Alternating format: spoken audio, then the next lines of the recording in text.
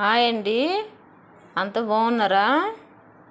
ఈరోజు మన వీడియోలో క్యాబేజీ కర్రీ ఎలా వండుకోవాలో అందరికీ తెలుసండి. వండుకోవడము కానీ తక్కువ కారంతో టేస్ట్ అదిరిపోద్దండి. ఇలా ఆయిల్ కూడా తక్కువతో చూడండి మేము ఎలా తయారు చేస్తానో వీడియో చూస్తుండండి లాస్ట్ వరకు. ఇలా 300 గ్రాములండి క్యాబేజ్ తీసుకున్నాను. దానికి చిన్న చిన్న పీసులుగా కట్ చేసుకున్నాను.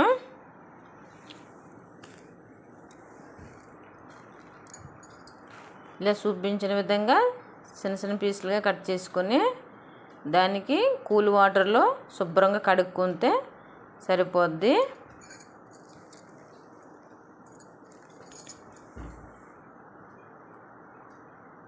మరి అంత గుండ చేయకండి, మామూలు పీసులు కట్ చేసుకుంటే సరిపోద్ది.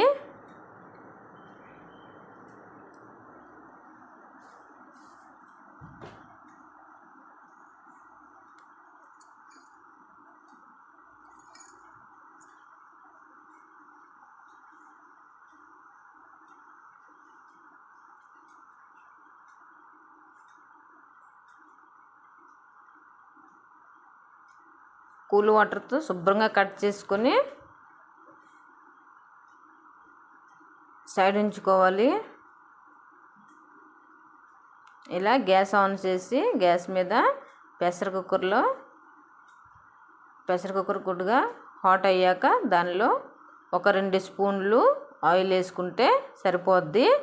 తాలింపులకి జీరా, ఆవాలు, శనగపప్పు, మినపప్పు, ధనియాలు ఇవండి తాలింపు దినుసులు.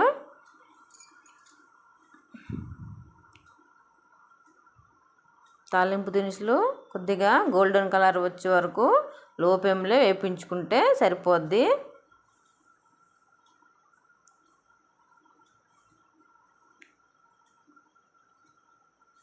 దానిలోపుకి ఆనియన్స్ చిన్న చిన్న ముక్కలు, గ్రీన్ చిల్లీ ఇలా పొడవుగా కోసుకొని గ్రీన్ చిల్లీ పొడవుగా కోసాను. వేసి ఆయిల్ వేసేసి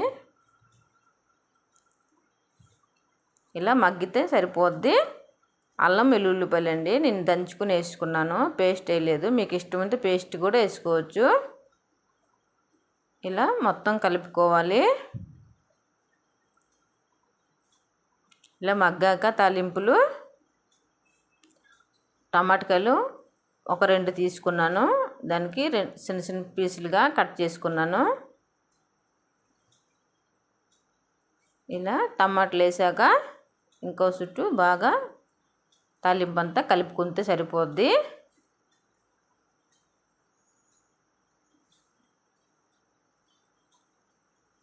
టమాటా మగ్గిందండి. మగ్గాక మనము క్యాబేజీ శుభ్రం కడుక్కుని అది దానిలో వేసుకుంటే సరిపోద్ది.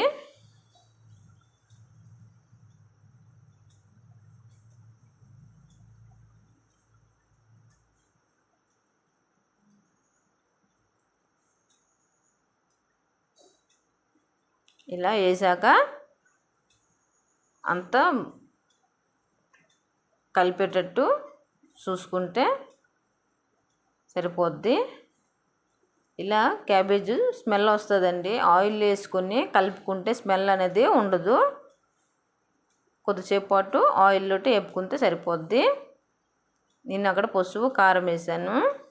కొద్దిగా టేస్ట్ తగ్గట్టు సాల్ట్ కూడా వేసాను. ఇవండి మసాలాలు కలుపుకుంటే సరిపోద్ది అంతా.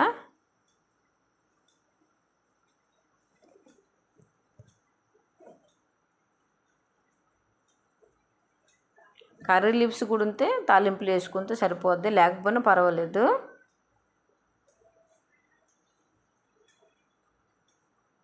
ఎక్కువ ఆయిల్ మసాలా లేకుండా సింపుల్గా అండి ఇలా వండుకుంటే సరిపోద్ది. కూర అనేది ఒక గ్లాసుడు వాటర్ వేసుకున్నాను.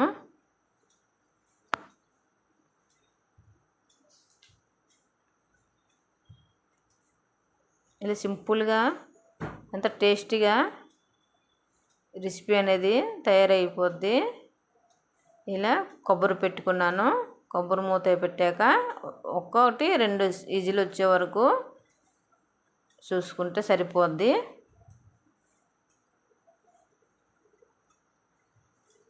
గ్యాస్ బంద్ చేసేయండి. 2 సీట్లు వచ్చాక గ్యాస్ బంద్ చేసుకుంటే సరిపోద్ది. ఇలా గ్యాస్లో ఉండే వేడంతా పోయే వరకు మూత తీయకండి. అది కూల్ అయ్యాక తీస్తే సరిపోద్ది. చూడండి, నేను దాన్ని వేడి వేయకుండా ఎంత చూడడానికి లుక్ వేసి చూసారా, అదిరిపోద్దండి. అలా కొద్దిగా వాటర్ ఉంది కాబట్టి ఇంకో చుట్టూ గ్యాస్ మీద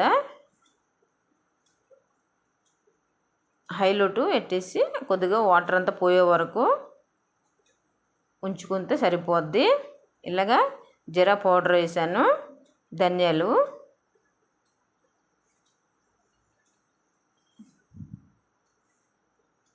కొత్తిమీర, అంతేనండి. చూడండి, ఇది అన్నంలోకైనా రొట్టెకైనా చపాతీలోకైనా సూపర్ కర్రీ అండి. సింపుల్గా వాటర్ అంతా పోయి గుజ్జు వచ్చేట వరకు చూసుకుంటే సరిపోద్ది. తప్పక ట్రై చేయండి. సింపుల్గా, ఎక్కువ ఆయిల్ లేదు, మసాలా లేవు.